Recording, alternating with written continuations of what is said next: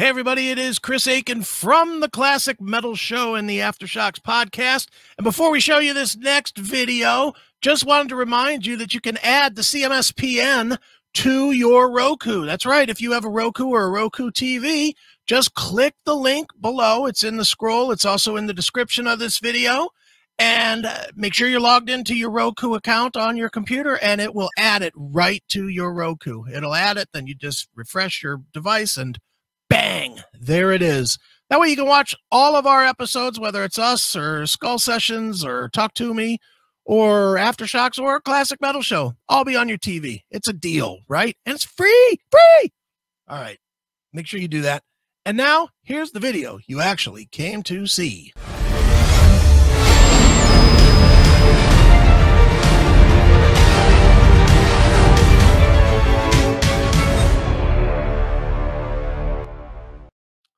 It is Aftershocks right here on Aftershocks TV, and today on this episode of Aftershocks, we are talking to an absolute legend. Anytime I get offered to speak to anybody that's been in a band that sold 150 million records, I'm taking that opportunity, and especially somebody that's entertained me for most of my life. He's got a brand new solo record called "Livin for Love." He formerly was in Chicago. Now he's in various other projects, which I'm sure he could tell us about. It is the one and only Bill Champlin. Bill, how are you, man? Yep, Chris, how you doing, buddy? What's happening in the clean world? things are okay here, man, but they're good. Better because I have "Livin for Love" in my world, man. What a fine, fun record. And I think in today's day, that is something you don't hear a lot. Everything has been written through this whole depressing year. And yet we get this record from you. It's a very fun, very, spirited up kind of a record. I think it's some point of the game, especially when lockdown started. I was just writing a little shuffle, just grooving on something, and Tamara heard it, and she said, my wife Tamara, who's also a great singer and writer, she heard it. She said, "Bill, got to do a solo album. It's been 10 years. Get down, get busy. Nothing else to do." And I don't have a studio per se, but I've got a workstation with enough there to get my guitars and fake drums on there, and then I replace them all with real drummers, right? And really good drummers too, and percussionists. Well, and that's kind of what ended up happening. I just sort of went this time around. I said, man, let's just try to make an artist record instead of a dig how good of a craftsman I am kind of record. You know what I mean? Mm-hmm. So it just seemed like I made sure that I didn't sing any lead vocals the days I did backgrounds. Okay. Otherwise, I'd be kind of wearing the wrong hat to be singing a lead, Sure. So I mean, and there's a lot of stuff on the record. There's a lot of stuff that's kind of, it's kind of talking about gratitude, little stuff talking about politics, but not very much. I tried to stay away from it. We hear enough of that today, don't we? Oh, I would say. Well, and that's the thing with this record is you can dig deep into it to find message if you want to, or you can use it kind of as just kind of like, I'll call it similar to comfort food, where you can put it on and it's just kind of comfortable. It's like, okay, there's some good rockin' music behind you. It's one of these records that can kind of lean either way, depending on what you as the listener want.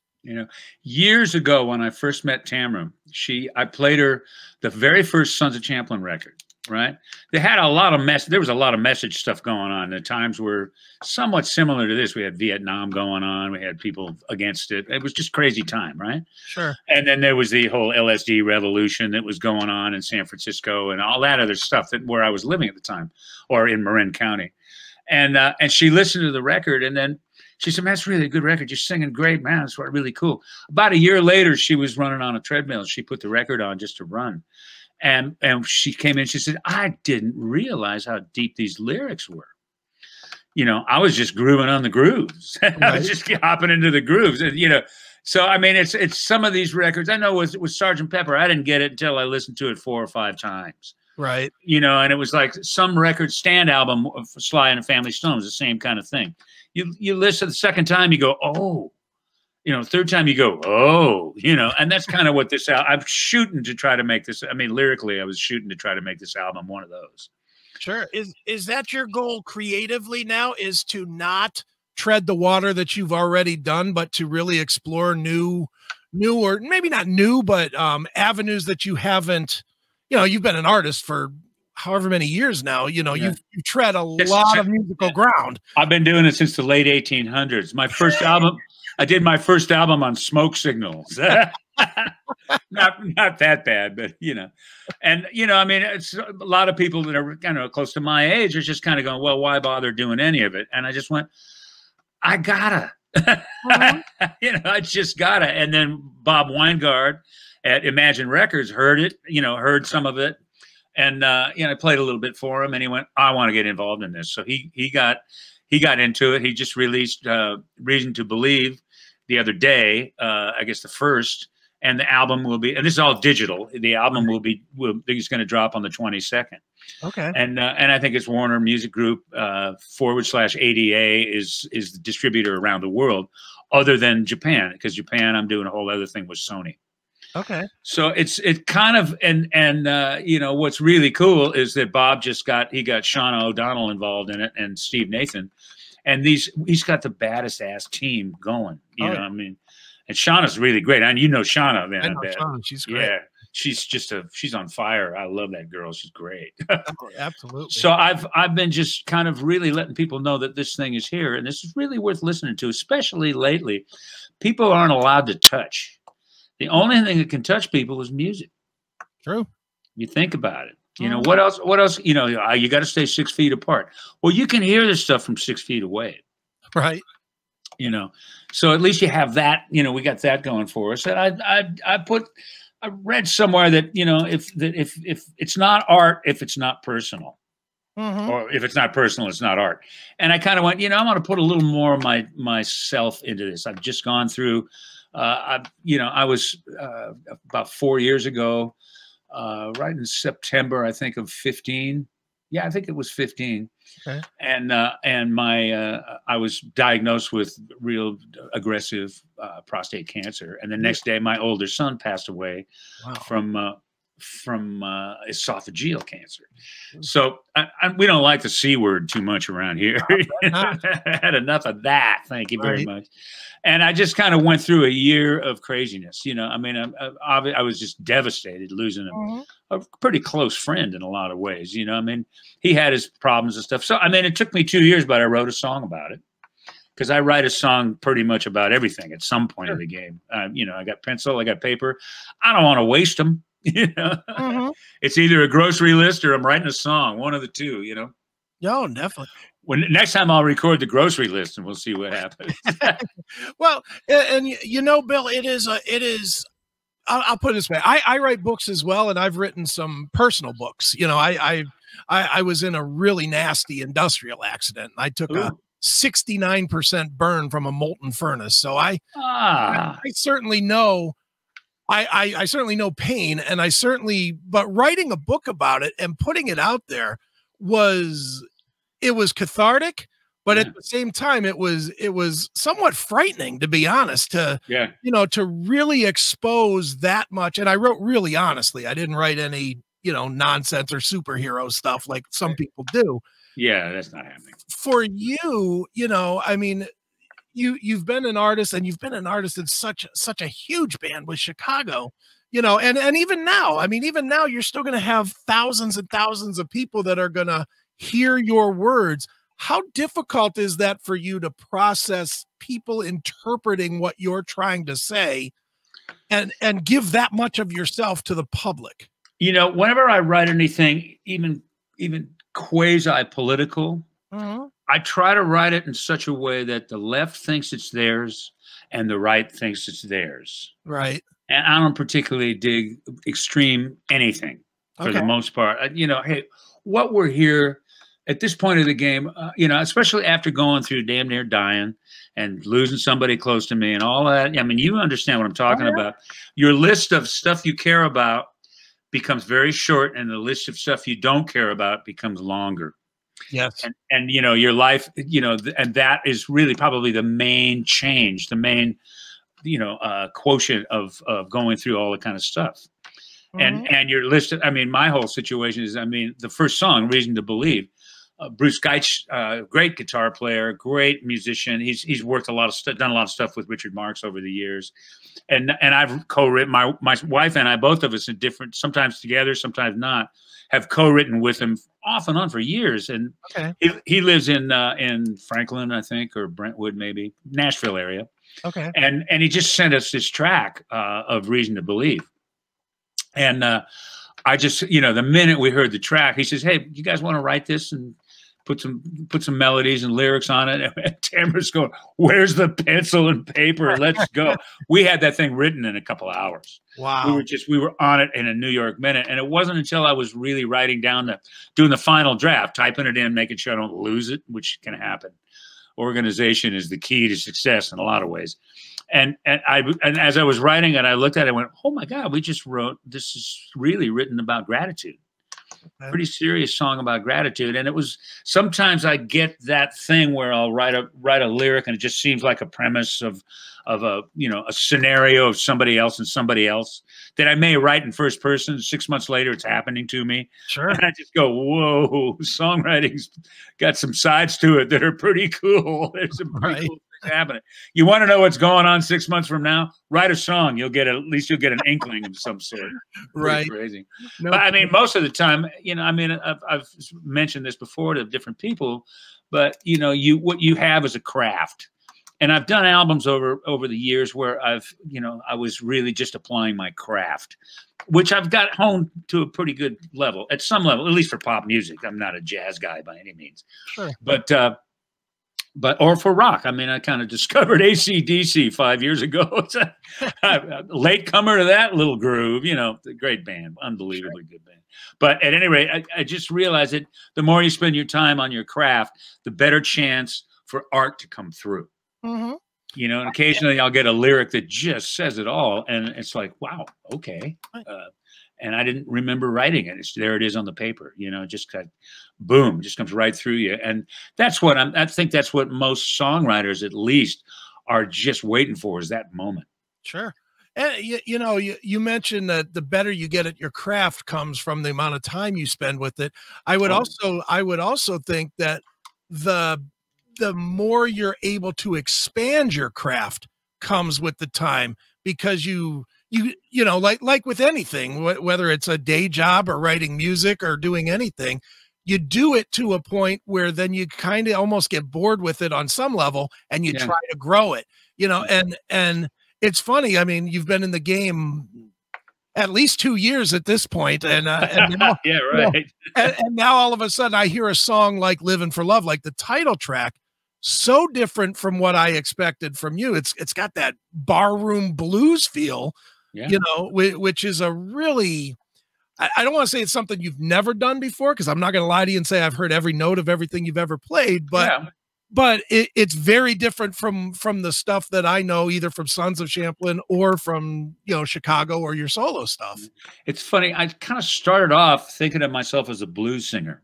Okay. You know, I was way into Little Milton and Jimmy Reed and different people like that. But, you know, all the Chess records, all the, you know, Muddy Waters and all that kind of stuff was like, it really, really affected me a lot. And I wanted to do that, you know. Lou Rawls, you know, a little more uptown blues, but it was all bluesy to start with. And then at some point in the game, I started, you know, I had some hands. I was pretty good at playing piano. I was pretty good at understanding chords. I just started to grow past the blues before I started making records. Okay. So all of a sudden I realized I did a vocal for a TV theme song, which is In the Heat of the Night, which was a blues. It was originally a Ray Charles kind of bluesy song. And I ended up getting the gig. You know, I mean, a lot of people around town took a shot at it, and I got the gig. And I was going, well, this TV theme's the only blues I've ever recorded. Right. You know? And my son always says, "Dad, your stuff, the way he always tries to refers to my stuff as Steely Swamp." You know, it's got some chords, it's got a little some changes in voicings and stuff going on, but inside of that, it really is swampy. It's really kind of R&B, Staxy, you know, kind of Staxy stuff. Definitely. And it's like with rhythm guitar. When I started putting rhythm on something, I started going, "What would Steve Cropper do here?" Right. And I love the man. He was just a sweetie pie, one of the best rhythm guitar players ever. You know, sure, no question. Yeah. Well, Bill, for you at this point, what do you, when you look back at your own career, what do you take the most pride in? Is it, you know, the celebrity years, or is it Sons of Champlin, or is it solo material? I mean, where do you look to and say, that's a highlight for me? If you know, I mean, there was one time I was BB King was following us at a gig, and they were supposed to use my B3, which had just blown a fuse, and I ended up playing bass with him for one show, and his drummer was Sonny Freeman, is like his original drummer.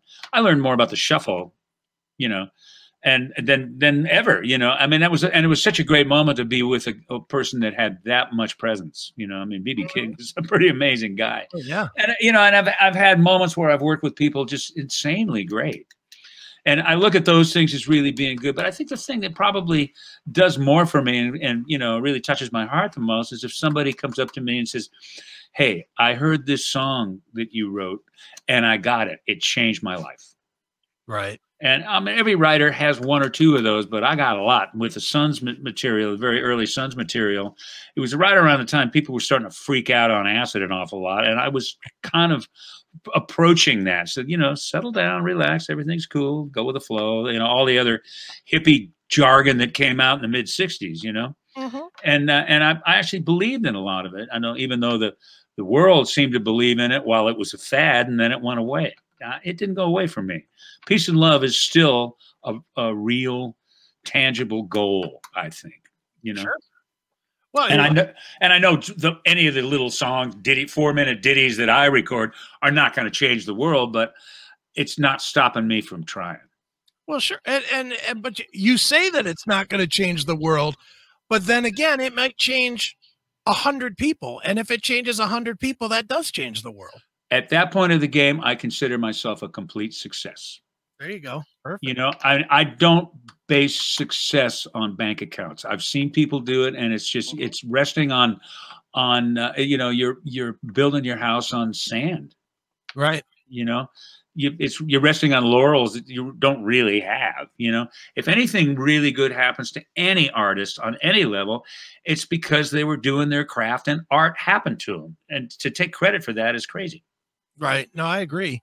Yeah. Now, Bill, you know, while we're sort of on this topic, I am, and this is just a personal thought, and you could tell me that I'm crazy or I'm dead on. And I think, well, first of all, you're crazy, but keep going. Well, what I have thought for the last decade has been that social media has killed the music business. And the reason is because it's taken any ounce of mystery away from you guys. It really has overexposed artists to the point that even your art is not taken with any more than 280 characters, and then it's forgotten a lot of the time. Yeah. What do you think about that? Do you think that social media has hurt this business that you've, you know, grown up in? I think to start with, before social media even happened, when videos started to happen. So you write a song and the listener listens to it and builds a scenario in his head. True. And you're pushing buttons to try to get maybe what you were thinking, but they might be thinking something else. If you do a video, boom, that's the one thing. You know, this is what it's about. Oh, the guy was driving a car and it blew up and da da da da da. But maybe the song wasn't really saying that. But it's then all of a sudden the vision that your song is supposed to be making happen in your listener has been given over to a director, and who knows what his, you know, business is, you know, or writer director. Sure. And I think video kind of, I mean, I kind of knew it when it started to happen. I mean, right when MTV first started, they had Dog Police, they had all these kind of basement tapes, and there was something kind of cool about it. Right. Suddenly they had 3 big stars, Madonna, Michael Jackson, and Prince. Right. And it all became, okay, now it's all about how pretty you are. You know, now it's all about how pretty, how sexy, how, I mean, I see sometimes people inducted into the Rock and Roll Hall of Fame that are really being inducted because of a marketing campaign that was about them when they first started. Right. And, you know, you go, the guy that should be standing up there at the microphone is the guy that came up with the campaign. Yeah. not so much the music, you know what I mean? But then there's, you know, I mean, Steely Dan, and there's a handful of very noble musicians out there that are really doing their thing.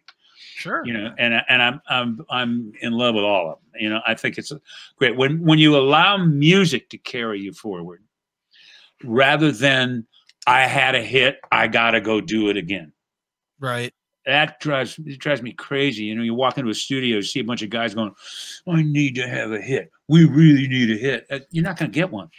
Right. If you walk in, you see, you know, 4 or 5 guys just listening to it back going, oh, yeah, you got a better shot at it. You know, right. I think when rock bands start having their meetings in a you know, corporate boardrooms rather than a pizza parlor, things start getting out of control. You know, right. they get kind of, you know, what's driving it is not the right thing. Sure.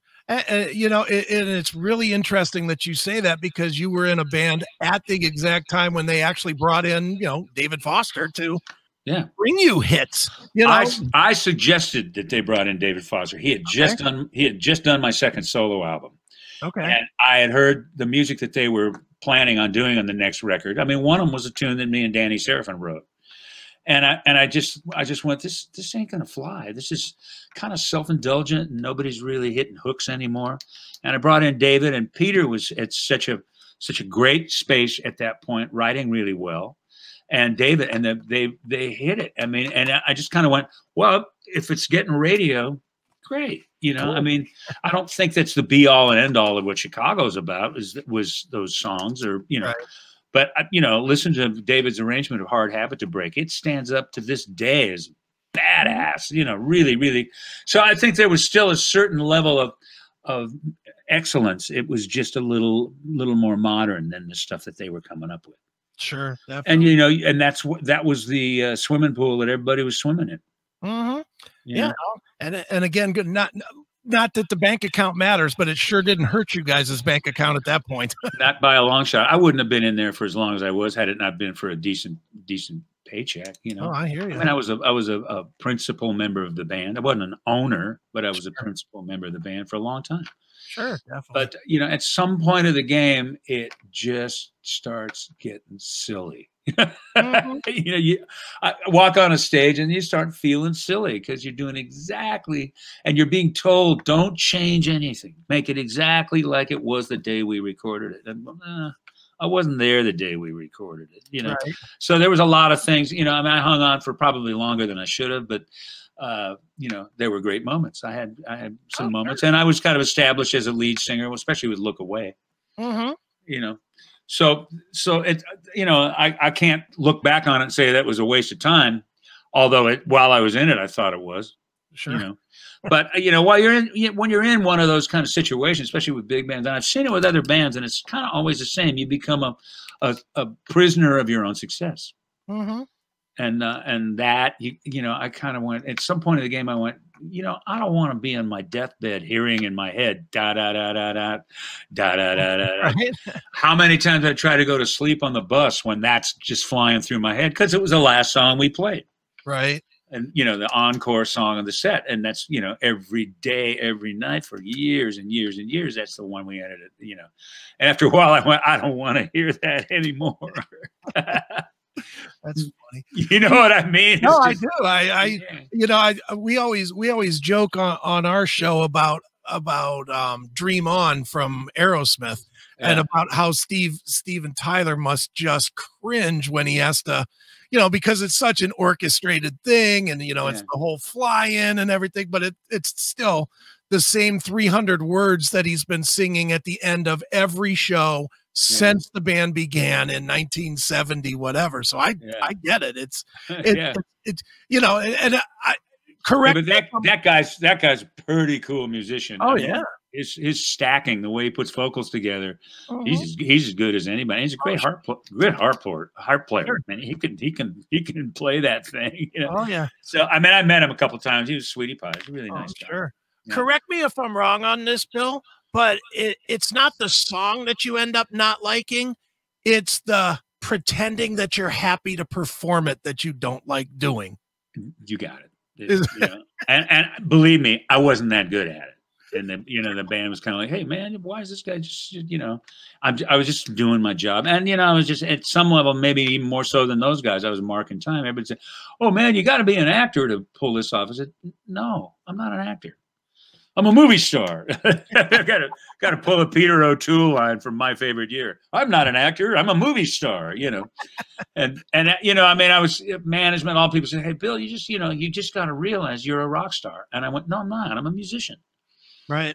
You know, when I joined the band, they said, hey, it's a family. We're all a family. I said, I don't know you guys. You're not my family. Right. If it's a musical project, I'm in. And then Cetera went, yeah, now we're talking. You know, somebody actually telling the truth, being, you know, there's a whole lot of band stuff. I mean, in a lot of ways, I don't have a band right now.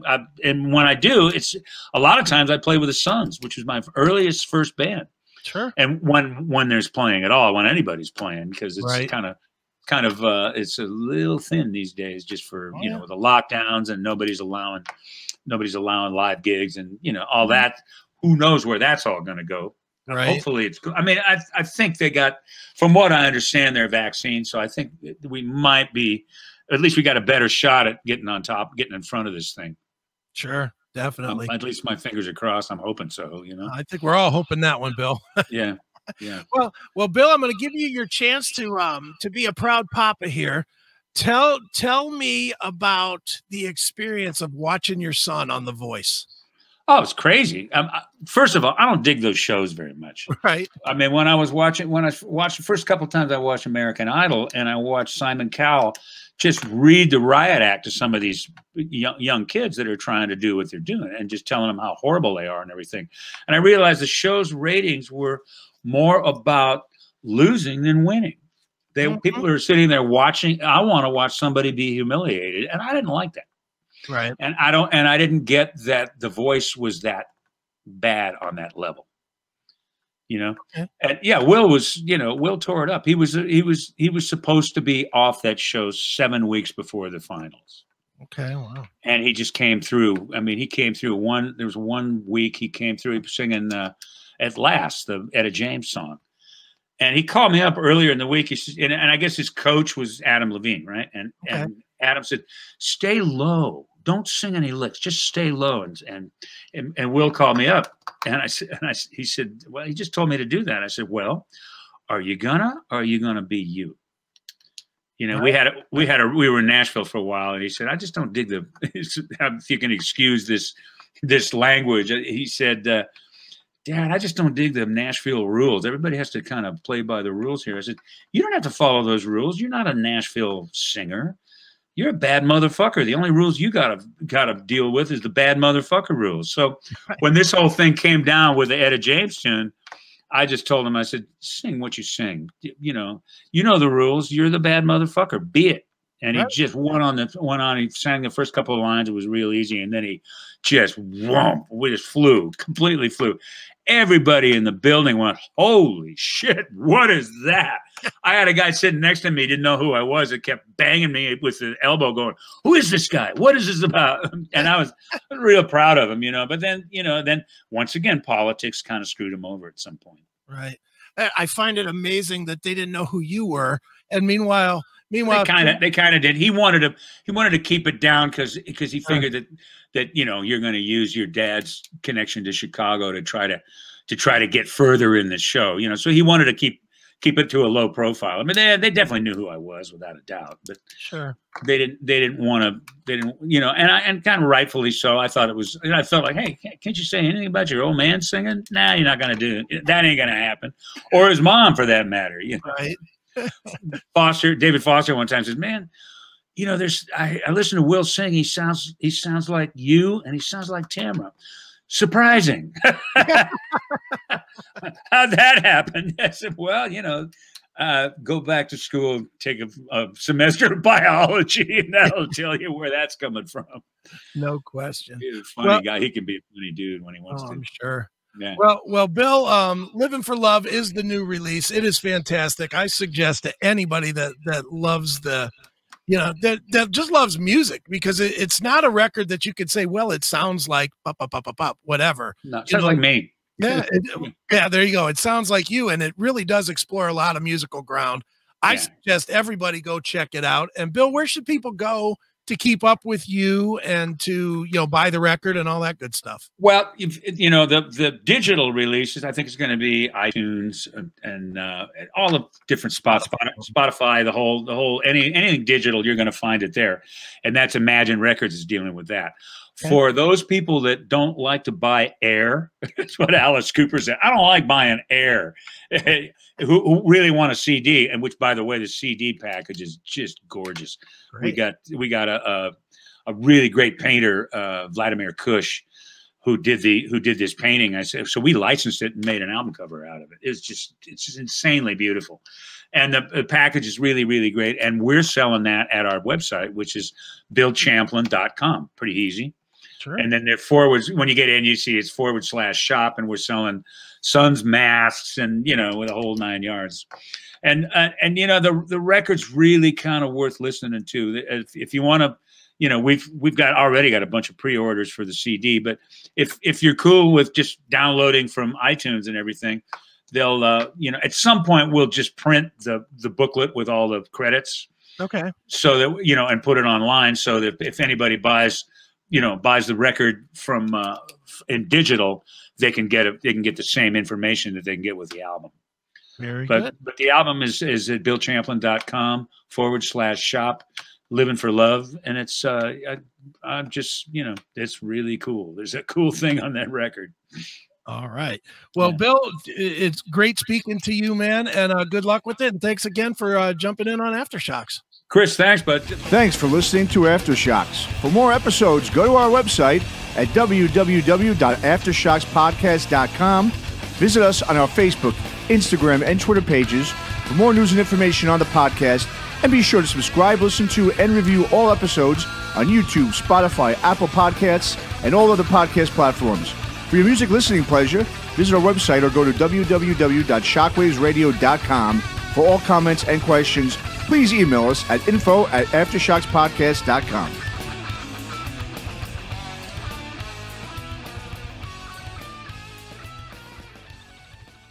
All right, everybody, another great interview right here on Aftershocks TV. And before we go, just want to remind you one more time, make sure you get over and subscribe to the CMS Podcast Network, CMSPN.com.